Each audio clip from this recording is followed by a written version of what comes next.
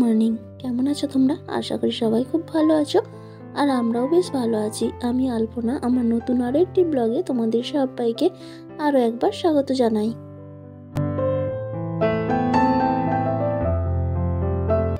আজকে শনিবার, আর এখন সময় জানো তো সকাল 9:30। তো আজকে এখন থেকে তোমাদেরকে সাথে নিয়ে আজকের ভিডিও শুরু করছি।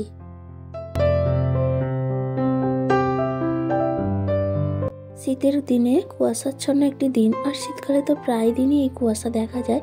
তো আজকে সকালে উঠেছিলাম যখন, তখন কুয়াশা ছিল, তবে অতটা নয়। কিন্তু যতই বেলা বাড়তে থাকে কুয়াশায় চারিদিক অন্ধকার, মানে এক হাত দূর থেকে আর কিছুই দেখা যাচ্ছে না। তো সেরকম পরিস্থিতিতে সকালের কাজকর্ম কমপ্লিট করে স্নান পুজো সব কিছু হয়ে গেছে প্রত্যেক দিনের মতো। কিন্তু তারপর ঘরের মধ্যেই বসেছিলাম, তো এখন দেখলাম হালকা একটু রোদ বেরিয়েছে, তাই বাইরে বেরিয়ে যে ঝাপটা তুলে দিলাম, আর এই যে জামা কাপড়গুলো মেলে দিচ্ছি।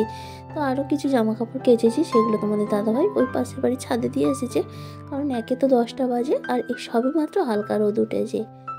আর তারপরে আবার কিছুটা সময় পরে মেয়েকে স্কুলে পাঠিয়ে দিয়েছি। আজ শনিবার, রান্না হয়নি, দেরিতেই করব। তো মুড়ি খেয়ে চলে গেছে স্কুলে, আর তারপরে আসলাম ঘরের বিছানাটা গোছাতে। তো জানলা খুলবো কি খুলবো না ভাবছিলাম, তারপরে এখন একটু খুলে দিয়েছি। তো কিছুক্ষণ পরেই আবার নিচের পাল্লাটা বন্ধ করে দিয়েছি, কারণ প্রচণ্ড ঠান্ডা, একে তো কুয়াশা, আবার ঠান্ডা হাওয়াও বইছে।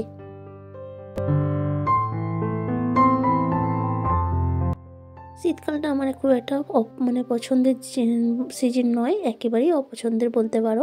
কারণ এমনিতে আমার নিজের তো ঠান্ডার দাঁত, সেক্ষেত্রে শারীরিক দিক থেকেও অসুবিধা। আর তারপরে সব থেকে বড় সমস্যায় ঠান্ডা, আমার বেশি ঠান্ডা আমি সহ্য করতে পারি না, খুব কষ্ট হয়। যত গরম হোক অসুবিধা হয় না, কিন্তু ঠান্ডার সময় খুব বেশি সমস্যা হয়ে যায়। আর তারপরে শীতে তো নানা রকম সমস্যা রয়েছে, কাছাকাছির ভাগ বেশি, তারপরে আদার সমস্ত কিছু।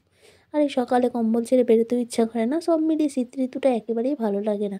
তবে শীতকালটা তখনই ভালো লাগে যখন একেবারে সুন্দর রোদ ঝলমলে আকাশ থাকে, তখন একটু রোদে বসলে হালকা রোদটা যে গায়ে লাগে তখন খুব মিষ্টি লাগে। কুয়াশা ছিল বলে তো এমনিতেই অনেকটা বেলা করে সব কাজকর্মে হাত দিয়েছি। সকালে বাসি কাজ করেছিলাম, কিন্তু বাকি যে কাজকর্ম অনেকটাই বেলা হয়ে গেছিলো, সেই জন্য বিছানাটা গুছিয়ে আর কি সেরকম কিছু না করেই রান্নার দিকে চলে আসলাম। তা নাহলে আবার এদিকে দেরি হয়ে যাবে। এখন প্রায় 11:30টার মতো বেজে গেছে। তো এই যে ভাতটা নামিয়ে নিলাম, আর আজকে রান্না করব বটবটি আলুর তরকারি। আর কালকে 2 রকম মাছ রয়েছে, 2 রকম মাছ, তোমাদের দাদাভাইয়ের একটা আর আমার মেয়ের একটা।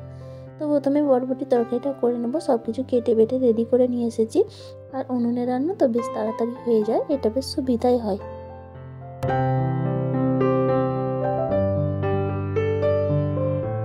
সকালের পরিস্থিতিটা যেমন ছিল, ভেবেছিলাম হয়তো আর বাইরে রান্না করতে পারবো না, গ্যাসেই করতে হবে। তো ভেবেছিলাম মেয়েকে স্কুলেও পাঠাবো না। তারপরে দেখলাম 9:30 নাগাদ বেশ সুন্দর আকাশটা, মানে সুন্দর না হলেও কুয়াশা একটু হালকা কেটেছে, রোদটাও বেরিয়েছে, তাই ভাবলাম শুধু শুধু স্কুলটা বন্ধ করেও লাভ নেই। তো স্কুল পাঠিয়ে দিলাম। তারপরে দেখলাম না ভালোই রোদ বেরিয়েছে, তাহলে বাইরেই রান্না করা যাক।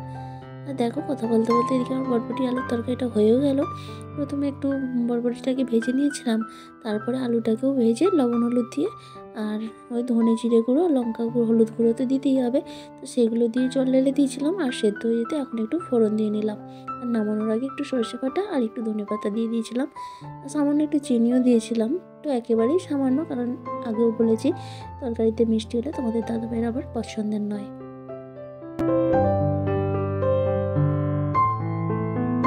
তো এখন আমার কাজের সাথে সাথে তোমাদের কয়েকটা কমেন্টের রিপ্লাই দিয়ে দিই। আর আমার একজন বন্ধু রিকোয়েস্ট করেছে তার নাম নেওয়ার জন্য, অবশ্যই নাম নিয়ে নেব। তো তার নামটাই আগে নিয়ে নিচ্ছি, গৌরী মালাকার। বলেছে আমার ভিডিওগুলো সত্যিই নাকি খুব সুন্দর হচ্ছে, খুব ভালো লাগে। আর ওনার নাম নিতে বলেছে, যে নাম নিলে খুব ভালো লাগবে। তো নামটা নিয়ে নিলাম। আর আমার ভিডিওগুলো দেখার জন্য অনেক অনেক ধন্যবাদ। আর সত্যি যে আমার ভিডিও তোমাদের ভালো লাগবে, তার জন্য আমি নিজেকে খুব গর্বিত মনে করি। তো এভাবেই তোমরা আমার পাশে থেকো।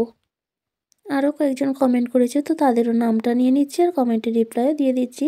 রুমা মিষ্টু বলেছে খুব সুন্দর দিদিভাই, থ্যাংক ইউ দিদিভাই। মামনি বাগদি, খুব সুন্দর দিদিভাই। আসলে এই দিদিভাই আমার রেগুলার ভিডিও দেখে এবং প্রায় কমেন্ট করে। তো যাই হোক, থ্যাংক ইউ দিদিভাই, এভাবেই আমার পাশে থেকো। আর রয়েছে পিঙ্কি দেবনাথ, তিনি জানতে চেয়েছে যে আমার বাড়ি কোথায়। আমার বাড়ি হচ্ছে পশ্চিম মেদিনীপুর জেলায়। তো এই প্রশ্নের উত্তর আমি বহুবার দিয়েছি। তো তো বন্ধুরা, তোমাদেরকে বলি, কারো যদি কিছু কোনো বিষয় সম্পর্কে, আমার সম্পর্কে বা আমার পরিবারের সম্পর্কে জানার থাকে, তো তোমরা অবশ্যই কমেন্ট করে জানিও, আমি অবশ্যই রিপ্লাই দেবো।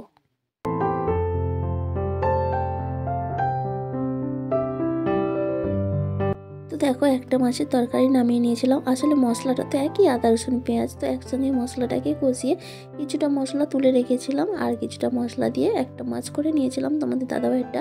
আর শেষে এখন দেখো আমাদের পাঙাশ মাছটাও রান্না হয়ে গেল। তো সব মিলিয়ে আবার রান্নাবান্না কমপ্লিট।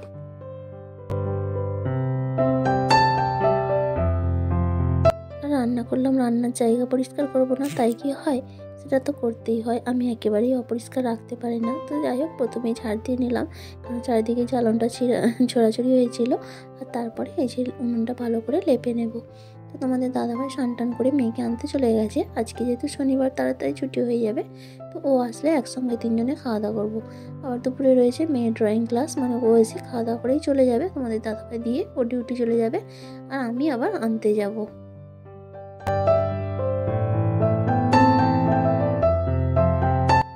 এতক্ষণ পর্যন্ত যে সকল বন্ধুরা আমার সাথে রয়েছে, আমার আজকের ভিডিওটা তোমাদের কেমন লাগলো অবশ্যই কমেন্ট করে জানিও। আর যদি কোথাও একটু ভালো লেগে থাকে তো প্লিজ একটা লাইক করে দিও, কারণ তোমাদের একটা লাইক আর এই সুন্দর কমেন্ট আমাদের অনেক বেশি মোটিভেট করে পরবর্তী ভিডিও বানানোর জন্য। আর আজকের ভিডিওতে যদি তুমি নতুন হয়ে থাকো, চাইলে চ্যানেলটা সাবস্ক্রাইব করে আমার পরিবারের সদস্য হয়ে যেতে পারো। আর যারা অলরেডি এই কাজটা করে দিয়ে আমার ছোট্ট পরিবারের সদস্য হয়ে গেছো, তাদেরকে অসংখ্য ধন্যবাদ।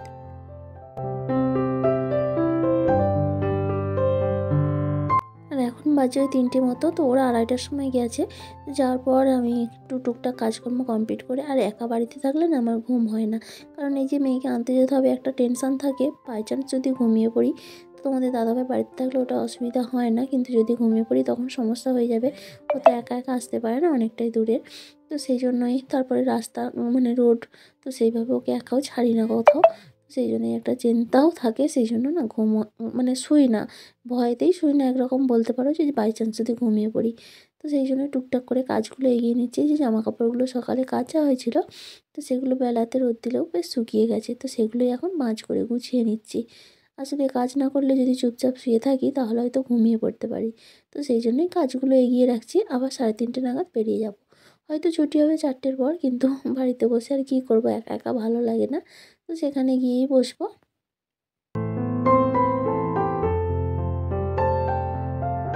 আসলে আমরা প্রত্যেককেই সংসারের কাজ আমাদের করতে হয়, প্রত্যেকের কাজটাও একই রকম, কিন্তু কাজের ধরনটা, করার পদ্ধতিটা হয়তো আলাদা। তো আমরা সবাই কাজ করি, কিন্তু কয়জন যে গুছিয়ে করতে পারি তা জানি না। তো আমি কতটা গুছিয়ে করতে পারি সেটাও আমি জানি না, সেটা তোমরাই বলতে পারবে, কারণ তোমরা যে তোমার কাজকর্ম প্রায় দিনই দেখে থাকো, তাহলে তোমরা বলতে পারবে। তো যথাসম্ভব চেষ্টা করি একটু গুছিয়ে কাজকর্ম করার, কারণ আমার কি, যদি আমি ভিডিও দেখি সবার, তো এত সুন্দর গুছিয়ে কাজ করে খুব ভালো লাগে, তো তাদের ভিডিও দেখে না মোটিভেট হই যে আমি এরকম সুন্দর করে গুছিয়ে কাজ করব। তাহলে কথায় আছে না, একজনের দেখেই আর একজন শেখে। ভালো জিনিসটা অবশ্য কম লোকই শেখে, খারাপটাই বেশি শেখে, কিন্তু তবুও ভালো খারাপ দুটোই তো সব জিনিসের মধ্যেই আছে, তাই না? আর দেখো, এই গাছগুলো না বহুদিন থেকে মানে অযত্নে রয়েছে। আর শীতের দিন তো, ছোট্টবেলা ব্যস্ততায় কেটে যায়, এদের আর যত্ন করা হয় না। শখ রয়েছে গাছ লাগানোর, কিন্তু যত্ন করার সময় পায় না। তো শুধু লাগিয়ে দিলেই তো আর হবে না, তাই আজকে ভাবলাম গাছগুলোর গোড়া না ওটা শক্ত হয়ে গেছে মাটিগুলো, তাই একটু ভালো করে খুঁচিয়ে দিচ্ছি, কারণ জল দিলে না মানে অসুবিধা হয়ে যায়, জলটা নিতে চায় না। তো সেই জন্য ভালো করে খুঁচিয়ে দিয়ে একটু জল দিয়ে দেবো।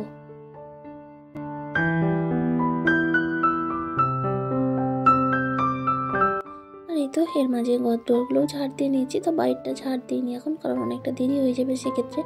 তো সেই জন্য ঘরদোরগুলো ঝাড় দিয়ে এই যে গাছগুলো একটু জল দিয়ে নিচ্ছি, আর এরপরে রেডি হয়ে মেয়েকে আনতে চলে যাব। তারপরে যেটুকু কাজকর্ম থাকে, জামা কাপড় সব তুলেই নিয়েছি প্রায়, 2-1টা জামা কাপড় ভেজা রয়েছে, সেটাই মেলা রয়েছে। তো বেশিক্ষণ দেরি হবে না, ছুটি হয়ে গেলে আস্তে আস্তে হয়তো 4:30টার মধ্যে বাড়ি চলে আসবো।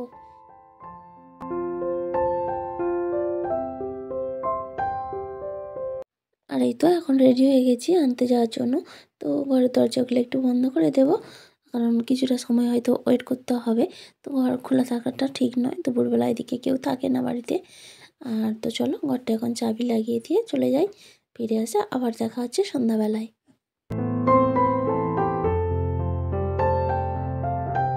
আর এই তো এরপর আবার কিছুটা সময় পরে মেয়েকে নিয়ে আসার পর, আর আজকে প্রচণ্ড ঠান্ডা জানো তো, বিকেলে ওকে নিয়ে আসছি তখনই যেন প্রচণ্ড ঠান্ডা লাগছে। তো এসেই সন্ধ্যা টন্ধে দিয়ে এখন সন্ধ্যাবেলা একটু চা আর একটু মুড়ি নিয়ে নিলাম আমার জন্য, আর মেয়ে দুধ হরলিক্স খেয়ে নিয়েছে। তো তারপরে আবার অনেকটা রাত্রে, এখন প্রায় 8টা সাড়ে 8টা বাজে। তো রাতের জন্য রুটি বানিয়ে নিচ্ছি, আর তোমাদের দাদাভাই ডিউটি থেকে আসার সময় ঘুগনি কিনে এনেছে, আর দুপুরে সেই বরবটির তরকারি রয়েছে, আর সাথে তো রয়েছে খেজুর গুড়। এই দিয়েই আমাদের রাতের মেনু আজকে।